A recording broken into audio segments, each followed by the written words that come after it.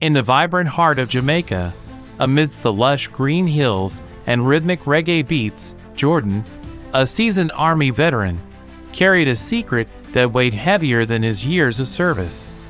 Once a proud soldier, Jordan had retired to a quiet village, seeking peace after years on distant battlegrounds. But his quiet life was shattered one evening when strange lights flickered over the shadowed grove, a place locals avoided because of old legends and whispers of unseen forces. One night, driven by curiosity and a sense of duty, Jordan ventured into the grove.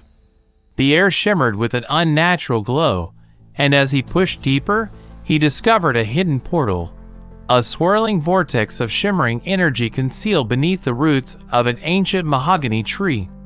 Inside, he saw a world unlike any he knew, floating islands, luminous creatures, and technology far beyond anything humanity possessed.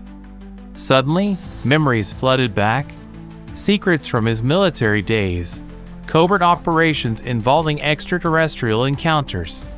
Jordan realized that Jamaica had been a silent guardian of a cosmic secret, a portal to another dimension, kept hidden from the world for centuries. The government had worked to cover it up, fearing chaos and exploitation.